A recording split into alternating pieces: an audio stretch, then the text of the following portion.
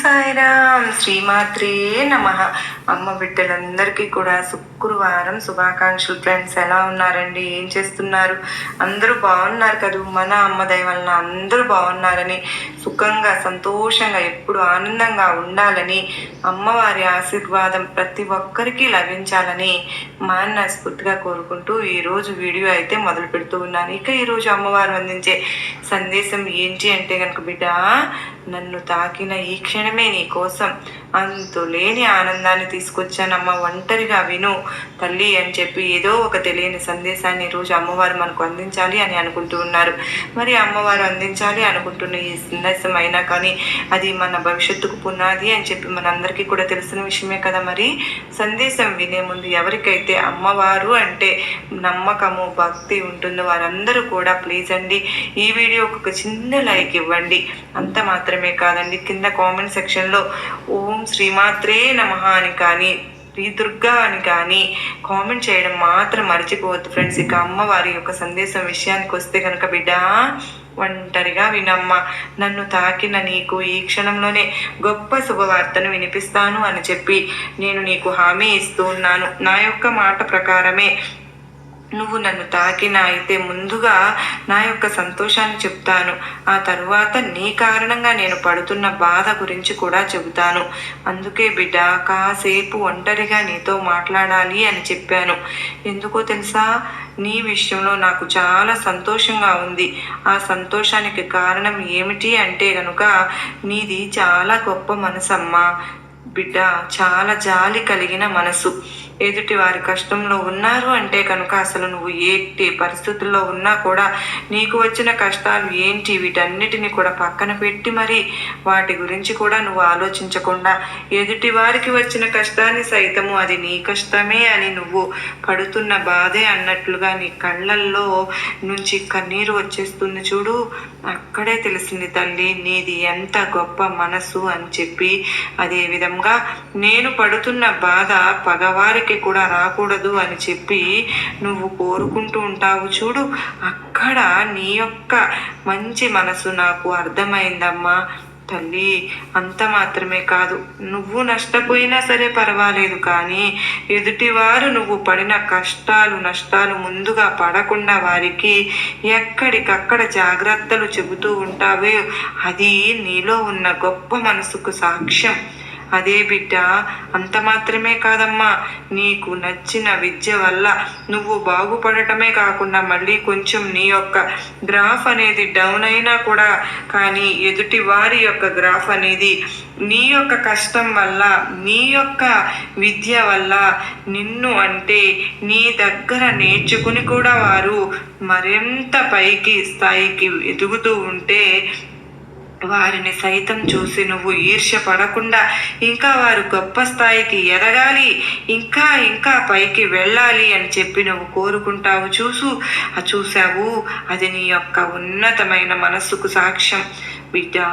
అంత మాత్రమే కాకుండా నీ తల్లిదండ్రులను ప్రేమిస్తావు, నీ బిడ్డలను ప్రేమిస్తావు. మనసులో ఎప్పుడు కూడా ఒక మాట అనుకుంటూ ఉంటావు, నాకు అనారోగ్యం వస్తున్నందుకు కాదు, నాకు రేపు ఏదైనా జరగరానిది జరిగితే నా బిడ్డల పరిస్థితి ఏంటి అమ్మా అని చెప్పి నన్ను నువ్వు ప్రశ్నిస్తూ ఉంటావు చూడు. అక్కడ నీ యొక్క అమాయకత్వం నాకు కనిపిస్తుందమ్మా తల్లి. ఇక్కడ నేను నీ మంచి మనసును చూశాను, నీ జాలి మనసును చూశాను, నీ యొక్క అమాయకమైన మనసును చూశాను, నీలో గొప్ప మనసును కూడా చూశాను.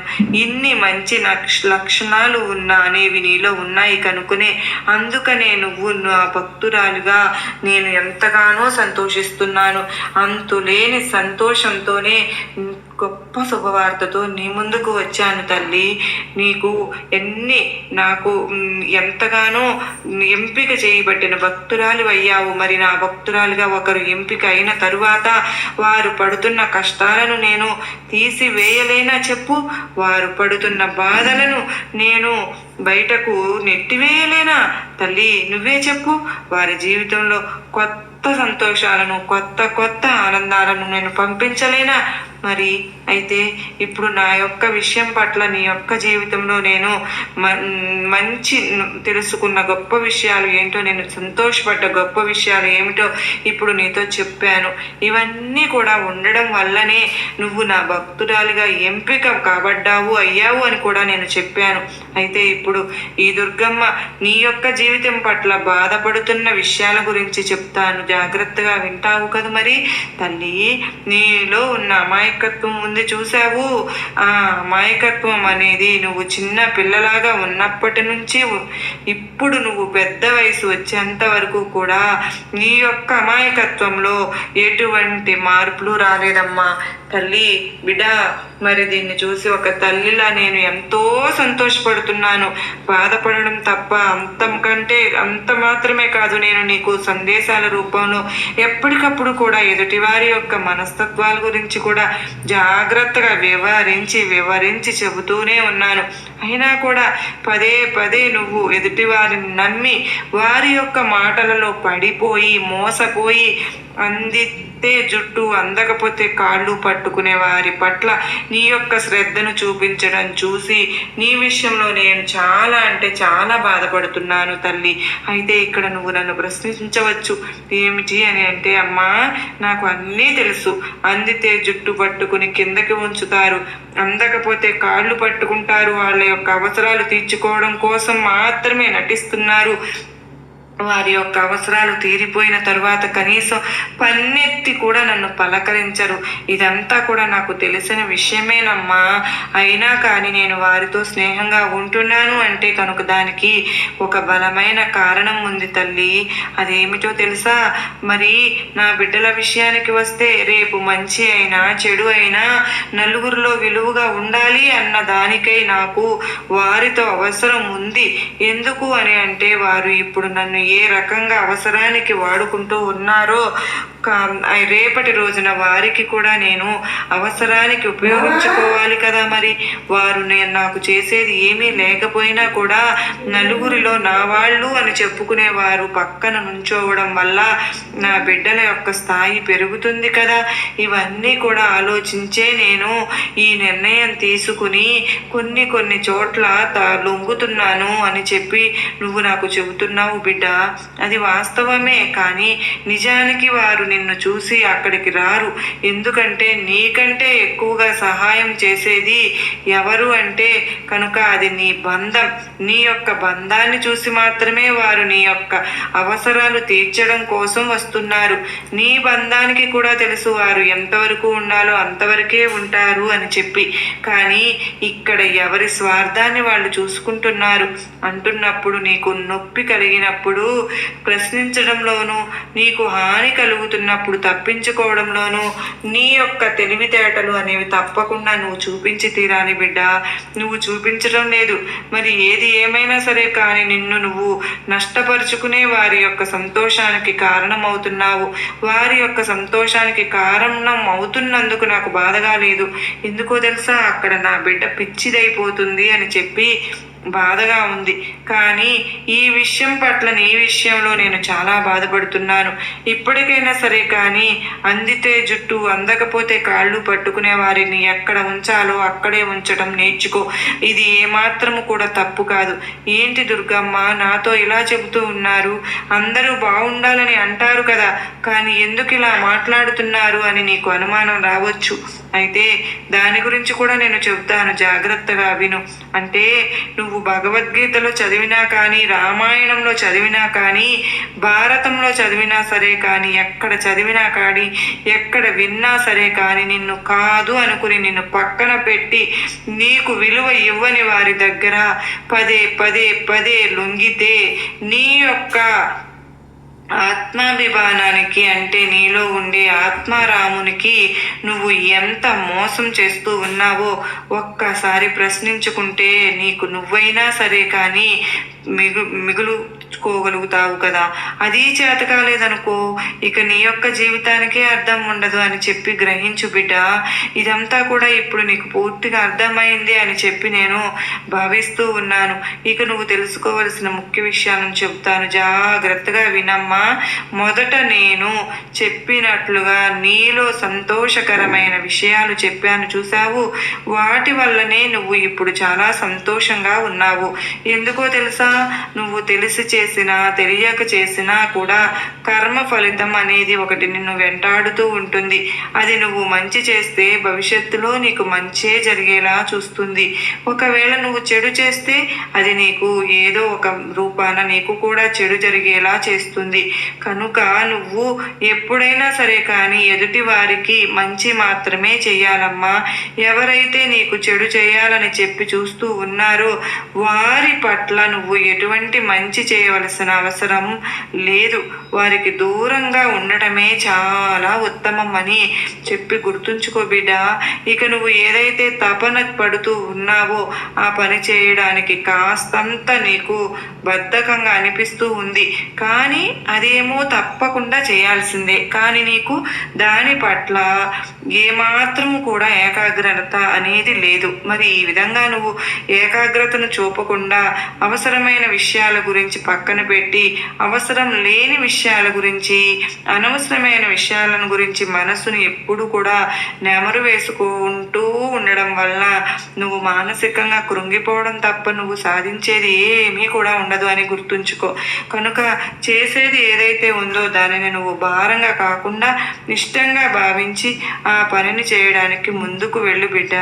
ఎందుకంటే ఆ పనిలోనే కదా నువ్వు ఒక విజయాన్ని సాధిస్తావు. అది నీ యొక్క విధివ్రాతలో రాసి ఉంది కనుకనే ఆ పని వల్ల నువ్వు ఇంకాస్త గౌరవ మర్యాదలు పొందుతావు అని చెప్పి నీ యొక్క విధివ్రాతలో రాసి ఉంది. ఎప్పటికప్పుడు కూడా నువ్వు ఆ పనిని నిర్లక్ష్యం చేస్తూ ఉండటం వల్లనే సంవత్సరాలు అనేవి గడిచిపోతాయే తప్ప నీకు ఏ మాత్రము కూడా ఉపయోగం అనేది ఉండదు. అదే నువ్వు ఆ పని పట్ల శ్రద్ధ పెట్టి దానిని పూర్తి చేసావనుకో, నువ్వు విజయవంతంగా నువ్వు ముగించావు అంటే కనుక నీ జీవితంలో గొప్ప గొప్ప ఘనకార్యాలు నువ్వు సాధించగలుగుతావు. ఇదే వాస్తవం బిడ్డవా. ఇక నీ యొక్క బంధం విషయానికి వస్తే కనుక అతను నిన్ను చాలా ఇబ్బంది పెడుతూ ఉన్నాడు. అతను చాలా చాలా చెడ్డ అలవాట్లకు బానిసయ్యి నిన్ను హింసిస్తూ ఉన్నారు.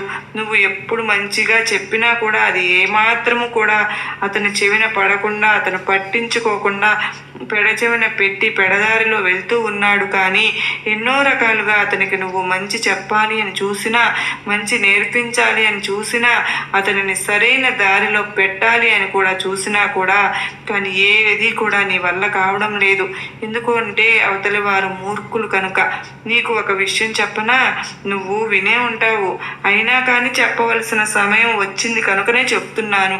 అన్నీ తెలిసిన వారికి చెప్పవచ్చు, ఏమీ తెలియని వారికి కూడా చెప్పవచ్చు. అసలు నువ్వు ఎంత ప్రయత్నించినా కూడా అలా ఏమీ తెలియని వారు ఉంటారు చూసావు. వారిని కూర్చోబెట్టి నువ్వు జాగ్రత్తగా పాయింట్ కూడా చెప్పావు అంటే చక్కగా అర్థం చేసుకుని నిలబడగలుగుతారు. కానీ ఈ మూర్ఖపు జాతికి చెందిన వారు ఎవరైతే ఉన్నారో వారిని మాత్రం నువ్వు అసలు మార్చలేవు. ఎందుకో తెలుసా, వారు పూర్తిగా మూర్ఖత్వంతో నిండిపోయి ఉన్నారు.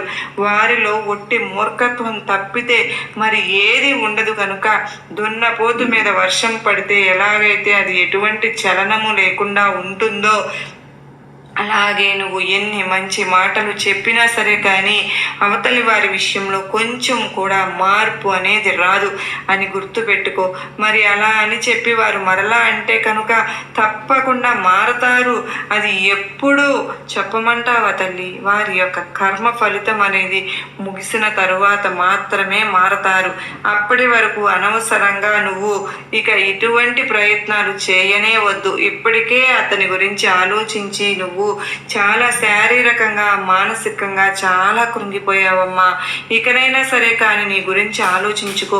నీకంటే అతను ఎక్కువ నీకు కాదు కదా, నీకు నువ్వే ఎక్కువ కదా, నీ ప్రాణం నీకే ఎక్కువ కదా. నీ బిడ్డలకు అతని నుంచి ఎటువంటి మంచి జరగదు అని చెప్పి నీకు తెలిసినప్పుడు కేవలం నీ బిడ్డలకు నువ్వు మాత్రమే మంచి నేర్పించాలి అని చెప్పి తెలిసినప్పుడు అనవసరంగా నీ యొక్క ఆరోగ్యాన్ని పాడు చేసుకోవడం ఎందుకు చెప్పు. కనుక మూర్ఖులను అలాగే వదిలేసేయి. తెలిసినప్పుడు ఎలా తెలియాలో గట్టిగా అలాగే తెలుస్తుంది. అప్పుడు నువ్వు వద్దు అని చెప్పినా కూడా నీకు సలాం చేసి మరి ఆ రోజే మానివేయవలసింది కదా. ఆ రోజే ఈ చెడు అలవాటుకు దూరం అయితే నా జీవితం ఇలా అయ్యేది కదా అనే అంత గొప్ప మార్పు అనేది వస్తుంది. కంగారు ఏమీ పడవద్దు, అంతా కూడా నీకు మంచికే జరుగుతుంది. ఏది ఎక్కడ ఎప్పుడు ఎలా జరగాలో అలాగే జరుగుతుంది, జరిగి తీరుతుంది. మరి ఇలా జరుగుతూ ఉన్నప్పుడు ఇన్ని కష్టాలు నేను ఎందుకు అనుభవిస్తూ ఉన్నానమ్మా, పడలేకపోతున్నాను ఈ కష్టాలు అని చెప్పి కన్నీరు మున్నీరుగా ఏడుస్తూ ఉన్నావు, ప్రశ్నిస్తున్నావు. అయితే కష్టకాలం ముగిసిపోయింది బిడ్డ. నువ్వు ఎప్పుడైతే తాకావో నన్ను, అప్పుడే నువ్వు నా భక్తురాలిగా నేను నియమించుకున్నానో అప్పటి నుంచే నీ యొక్క కష్టకాలం అనేది దాదాపుగా 100కి 80% అనేది తగ్గిపోయిందమ్మా. ఇక ఈ 20% కూడా ఇక నుంచి పూర్తిగా తగ్గిపోతుంది. నువ్వు వినాలి అనుకుంటున్న శుభవార్త అనేది చాలా ఈ రోజే నీ చెవిన పడబోతుంది. సాయంత్రంలోగా ఏమాత్రం కూడా నిర్లక్ష్యం చేయవద్దు, ఏమాత్రం కూడా నిరాశ చూపించవద్దు. అంతా కూడా నీ మంచి కోసమే జరుగుతుంది. ఏది ఎప్పుడు ఎలా జరిగినా సరే కానీ అది కేవలం నీ మంచి కోసమే నేను జరిపిస్తున్నాను. దేని గురించి కంగారు పడవద్దు, దేని గురించి అతిగా ఆలోచించవద్దు, ఎవరిని కూడా నీ కుప్పెట్లో పెట్టుకోవాలి అనే ప్రయత్నం చేయవద్దు. ఇక్కడ ఎవరికి శాశ్వతంగా ఉండరు బిడ్డ. నీ జీవితం నీకు గొప్పది, కేవలం అది నువ్వు మాత్రమే చూసుకోవాలి. కనుక ఏదైతే పని ఉందో ఆ పని పట్ల శ్రద్ధను పడుతూ ఇష్టంగా ఆ పనిని చేసుకుంటూ ఆరోగ్యాన్ని జాగ్రత్తగా చూసుకుంటూ మానసికంగా దృఢంగా ఉంటూ అంతా కూడా మంచే జరుగుతుంది అని చెప్పి పాజిటివ్గా ఆలోచిస్తూ ఒక సక్రమమైన మార్గాన్ని ఏర్పాటు చేసుకుని అందులో నుంచి నువ్వు పయనిస్తే గనుక నీ యొక్క నిలకడైన దారి ఏదైతే ఉందో ఆ దారి అనేది నీకు దొరుకుతుంది. అంతా కూడా సవ్యంగా జరుగుతుంది. ఇప్పటి వరకు నువ్వు పడిన కష్టాలు ఏవైతే బాధలు ఉన్నాయో ప్రతి సమస్య కూడా నీకు ఒక గొప్ప గుణపాఠాన్ని నేర్పించింది కదా. కనుకనే ఆ గుణపాఠాన్నే పాఠాలుగా నువ్వు వాటిని భావించి వాటి నుంచి నువ్వు గ్రహించినది నేర్చుకుని ఒక్కో అడుగు కూడా చాలా చాకచక్యంగా తెలివిగా వేస్తూ ఉండు, ప్రారంభించు. అప్పుడే నీకు ఒక అందమైన మార్గం అనేది ఏర్పడుతుంది బిడ్డ. ఏది కూడా ఊరికినే జరగదు, ఏ కష్టము కూడా ఊరికినే రాదు. వచ్చేంత వరకు తప్పకుండా ఓర్పుగా భరించాల్సిందే. అలా చాలా వరకు నువ్వు ఓర్పును అనుభవించాను కనుకనే ఇక నువ్వు ఏ కష్టము పడవలసిన అవసరం లేదమ్మా. ఏం నష్టము కూడా జరగదు. నీ కష్టాలన్నీ నష్టాలన్నీ నీకు తీరిపోయాయి. నీకు అంతా కూడా సవ్యంగా సక్రమంగా జరుగుతుంది. నన్ను నమ్మి నన్ను తాకిన నీకు బిడ్డ, నువ్వు వినాలి అనుకుంటున్న శుభవార్త ఏదైతే ఉందో అది 24 గంటల్లో నీ చెవిన పడుతుంది. మరి సిద్ధంగా ఉంటావు కదూ. నీకు నా ఆశీర్వాదములు ఇస్తున్నాను బిడ్డ అని అత్యద్భుతమైన సందేశాన్ని మన అమ్మవారు మన కోసం అందించారు కదా ఫ్రెండ్స్. ఖచ్చితంగా దీనిలో ఆంతర్యం మన అందరికీ అర్థమైంది కాదు. గొప్ప నమ్మకాన్ని ధైర్యాన్ని కలిగించింది కదా. నచ్చింది అనుకున్న వారు ప్రతి ఒక్కరూ కూడా చిన్న లైక్ ఇచ్చి సపోర్ట్ చేయండి. మరో చక్కని అమ్మవారి సందేశంతో మరలా మీ ముందుంటారు. అంతవరకు నమస్కారం అండి. శ్రీమాత్రే నమః. సర్వేజన సుఖినో భవంతు. జై సాయిరామ్. శ్రీమాత్రే నమః.